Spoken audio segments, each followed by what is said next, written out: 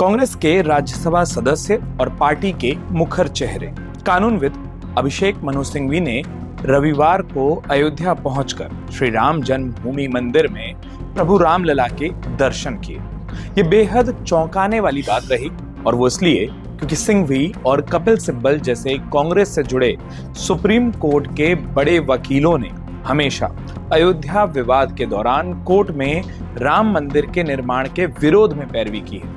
ऐसे में उनका रामलला के श्री चरणों में माथा टेकना अयोध्या ही नहीं बल्कि राजनीति के गलियारों में चर्चा का विषय बन गया।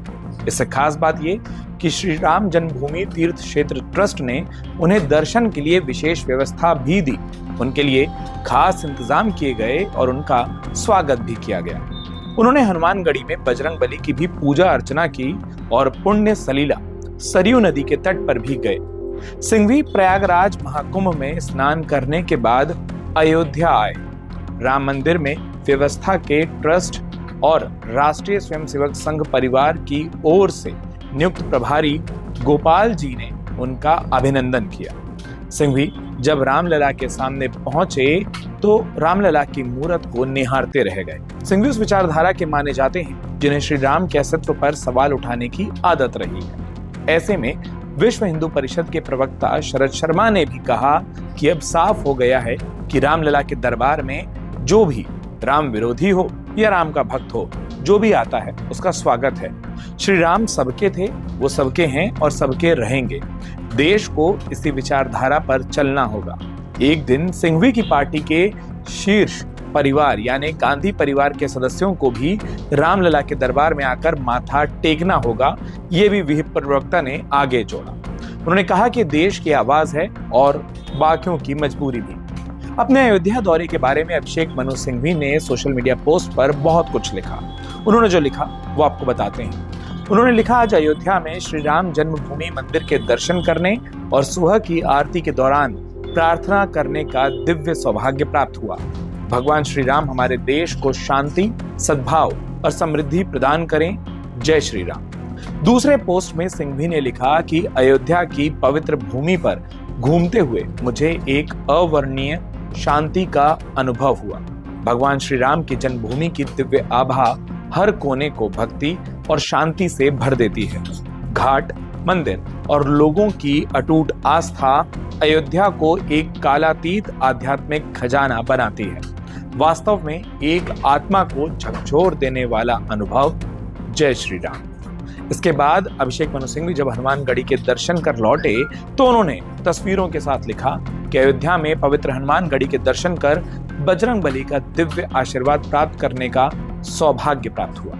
इस पवित्र स्थान की ऊर्जा, भक्ति और आध्यात्मिक आभा वास्तव में अभिभूत करने वाली है। हनुमान जी हम सभी को शक्ति, साहस और बुद्धि प्रदान करें।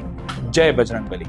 वहीं इसके बाद सरयू तट पर पहुंचे अभिषेक मनु सिंघवी उन तस्वीरों के साथ लिखते हैं कि अयोध्या में पवित्र घाट पर सरयू के शांत तट पर खड़े होकर मुझे एक दिव्य शांति का एहसास हुआ जिसे शब्दों में बयान नहीं किया जा सकता।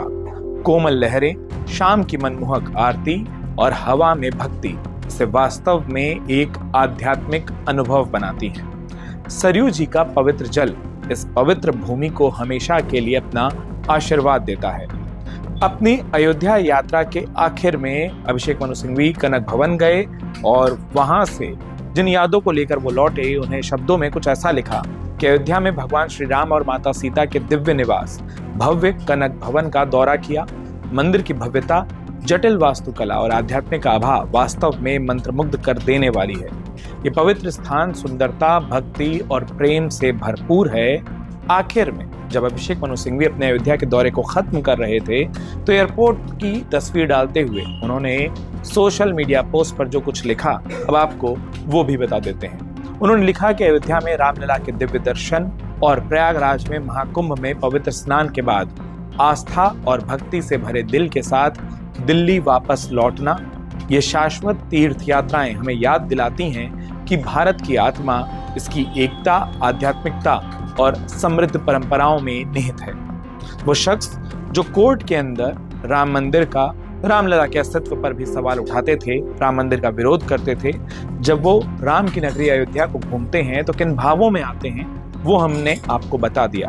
अभिषेक मनु सिंघवी की इस अयोध्या यात्रा के बारे में आप लोगों का क्या कुछ सोचना है, क्या मानना है और क्या कहना है, वो कमेंट बॉक्स में लिखकर हमें जरूर बताइए। और साथ में उत्तर प्रदेश की हर एक खबर के लिए अमर उजाला उत्तर प्रदेश को सब्सक्राइब करना बिल्कुल ना भूलें। अगर आप ये वीडियो YouTube पर देख रहे हैं तो हमारे चैनल को सब्सक्राइब करें और बेल आइकन को दबाना ना भूलें। अगर आप Facebook पर ये वीडियो देख रहे हैं तो हमारे पेज को लाइक करें।